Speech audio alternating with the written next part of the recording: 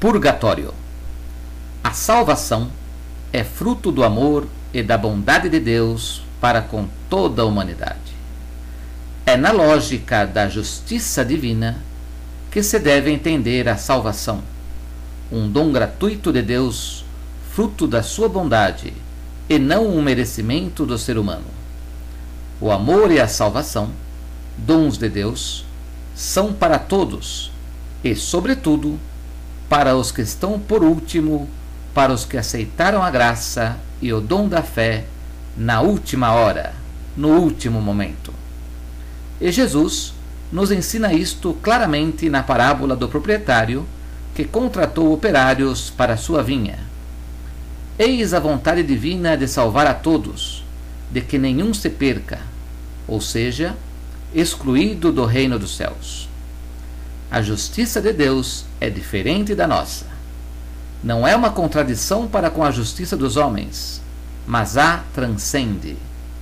Por isso, a dificuldade de entendermos a justiça divina, uma vez que ela transcende os nossos limites, os nossos pensamentos, as nossas fraquezas. E é nesta última hora, neste último momento do ser humano, deixando este corpo corruptível e ressuscitando num corpo incorruptível, ainda antes de entrar na eternidade, que se dá o processo do purgatório, arrependimento e purificação. O processo do purgatório não é questão de tempo, senão de sinceridade, arrependimento e profundidade. Tem bases bíblicas e doutrinárias. Antigo Testamento. Porque eis que vem o dia, ardente como uma fornalha, e todos os soberbos, todos os que cometem o mal serão como a palha. Este dia que vai vir os queimará, diz o Senhor dos Exércitos, e nada ficará, nem raiz, nem ramos. Era este um bom e religioso pensamento. Eis porque ele pediu um sacrifício expiatório para que os mortos fossem livres de suas faltas. Novo Testamento. A obra de cada um aparecerá. O dia do julgamento demonstrá-lo-á. Será descoberto pelo fogo. O fogo provará o que vale o trabalho de cada um. Se a construção resistir, o construtor receberá a recompensa. Se pegar fogo, arcará com os danos. Ele será salvo, porém passando de alguma maneira através do fogo. Não sabeis que sois o templo de Deus e que o Espírito de Deus habita em vós?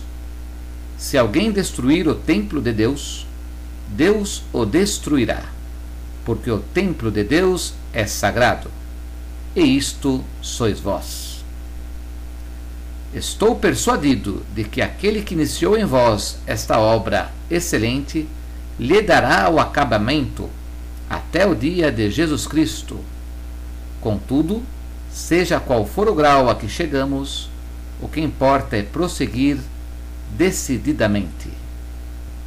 E a tradição na Igreja de rezar pelos falecidos se dá exatamente para que neste último momento possa existir o arrependimento e Deus conceder a salvação.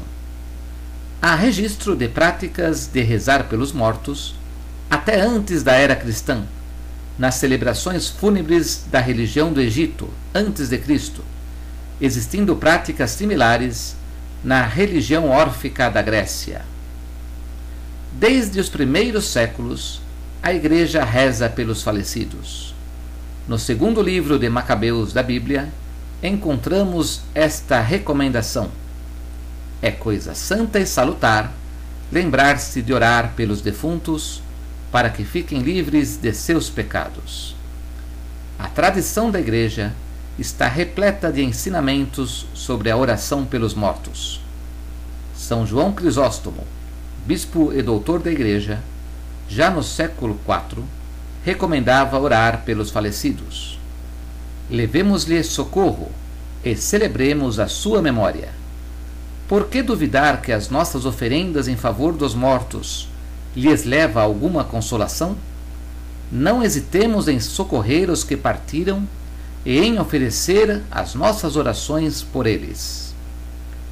Tertuliano, bispo de Cartago, diz: a esposa roga pela alma de seu esposo e pede para ele refrigério.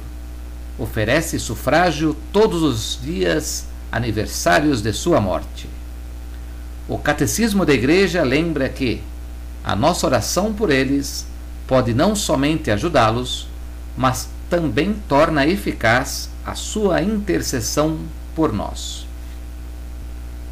Santo Agostinho define as bases para a doutrina de um purgatório, dizendo que há um fogo expurgatório entre a morte e a ressurreição. O segundo Concílio de Sião, em 1274, menciona as penas do purgatório, compreendidas em termos de um processo purgatório. Não se fala nem de um lugar, nem de fogo. A partir do século XIII, o purgatório é considerado uma verdade de fé e foi instaurado definitivamente como dogma na Igreja Católica no Concílio de Ferrara, Florença, em 1438, e no Concílio de Trento, em 1563. E esses concílios não definem o purgatório nem como lugar, nem como fogo. O Concílio Vaticano II confirma as definições dos concílios anteriores. O purgatório, assim como o juízo final, tem que acontecer na transição entre o processo morte, a alma desanimando as células, e a ressurreição, a alma animando um corpo glorioso no plano sobrenatural. Do ponto de vista do plano material, onde há tempo, seria entre o 8º e o 21º dia após a morte, se não houver cremação, criogenia ou outro processo de conservação ou aceleração do processo morte. Antes de 7 dias, há muitos milagres de revitalizações na história. Daí veio a tradição da missa de 7º dia. E por isso acredita-se que a alma está mais animando o corpo aqui do que o corpo glorioso no plano espiritual. E 21 dias, porque é o tempo em média para morrer todas ou a maioria das células. Porém, do ponto de vista de um plano atemporal, onde o tempo não importa, pois nessa dimensão ele não existe, na eternidade não há tempo nem modificação. A purificação, purgatório, não é questão de tempo, senão de profundidade e arrependimento. Não é a alma que evolui, pois ela é imutável, é espiritual. O ser humano inteiro, corpo e alma, que através do arrependimento, graça e misericórdia de Deus é purificado. E para este arrependimento teremos plena manifestação de conhecimento pleno da doutrina cristã, e assim poderemos ou não nos arrepender com pleno conhecimento de causa. A salvação não se dá por merecimento, e sim pela gratuidade de Deus.